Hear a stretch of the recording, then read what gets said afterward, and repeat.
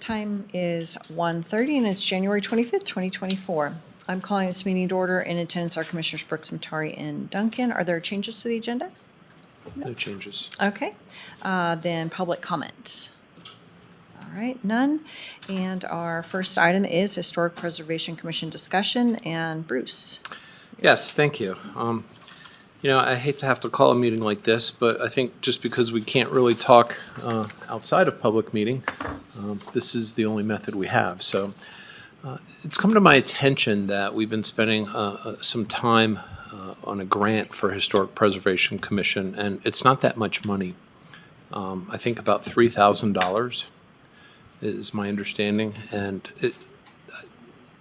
we're responsible as the county for submitting the information, making sure that it's being monitored properly, and of course on the auditing side. And it just seems that for such a small amount of money, we should maybe consider looking at just giving them the money.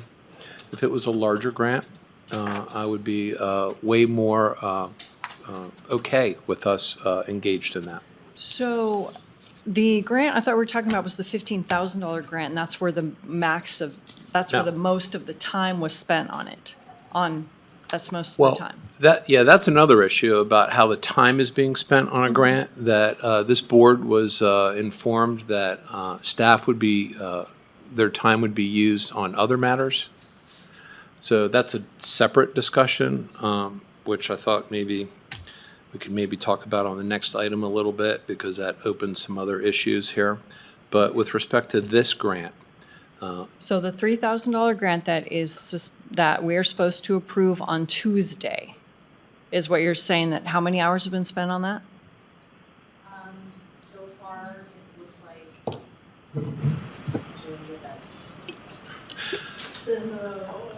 I'm blind.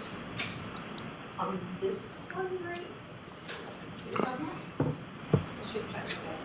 For this one, just one. Oh, well, it's not really broken out by that. But in conjunction with the one that we have existing, we're looking at over 265 hours. So 265 hours for the $15,000 grant and the $3,000 grant. And what about the grant before that? The grant before that, I don't know, because I don't have the breakdown of their time. Okay. But I do know that, and I'll give you guys this right now, I do know that we I went back all the way to 18, and we have never contributed our time to their in-kind. So, meaning what we have spent has not contributed to their match at all. yeah, that match has been coming from the board members themselves, which is voluntary. Correct. So any time that we have spent as a county, whether it be RMO, attending their meetings, doing all the planning, all that, as well as any administrative time that the auditors has had, booking and doing all that, hasn't accounted for anything as far as grant match goes. So what I created, was just a quick summary so you guys could see that since 18 to 24, the top line is what the county is contributing to the Historical Preservation Commission, not grant related. That's our annual contribution to them. And then below is the CLG grant for that year. And that there's the match portion, which has been in kind, and it has been has been their committee members' time, and I went through and verified that we have the county has not contributed any time for any of those grants for the match portion, except for, I guess, what's going on with the $15,000 grant. However, I don't have that information because they submit it to me at the end of the grant, so I don't know exactly how much time. I know that Michael had given us a volunteer / staff hours sheet with some of the time that they've incurred thus far. And, it does have their board members, but with that, the majority of it is Michael's time. And then the below line, the CLG federal, that's just the federal portion amount that we get. So realistically, when you're looking at this, they're incurring that in-kind match regardless if they're getting the federal funding or not, because they still have to do what they're doing. So it comes down to, is it really worth as much time as the county is putting in to administer a $7,000 grant or $13,000 or you know what I'm saying? I mean, when you start looking at the amount of time that we are contributing, and I say we as a county, in my personal opinion, I mean, it is a red flag. It's like, is this cost effective? And again, it's not a grant that benefits the county as an entity. So we're doing it for an outside agency, which is, that's fine. But it's like, at some point, we need to really look at the cost effectiveness of this and think, okay, would it be advantageous at some point to free up all that time for the employees that are doing meetings and so forth, and just give them, increase their yearly amount? So, I mean, and again, that's just kind of something that when we were going through all this, we're looking at it, and it's like for $15,000 is the biggest one we've had in almost 10 years. And I didn't even go back further than that. So who knows? But I mean, when you're putting forth, hundreds of hours for that little of a grant, to me, that doesn't make a lot of sense. So, and it's, you're not just dealing with one person in the county, it's affecting multiple. So, it's just something to consider, and ultimately, I think the board needs to consider it and decide, which way we want to move. Do we really want to continue to spend this amount of time? And then with the transition or the dissolution of RMO, that the person who was normally doing all of this, that position is no longer there. So then it leaves question as to who is going to be taking that over. Being a BOCC department, to me, it makes sense, or, it's an advisory board kind of a situation, but does your staff have the time to be doing all of this? So that's something that needs to be considered as well when you're talking about continuing to administer these CLG grants. So that's really what it comes down to. Okay.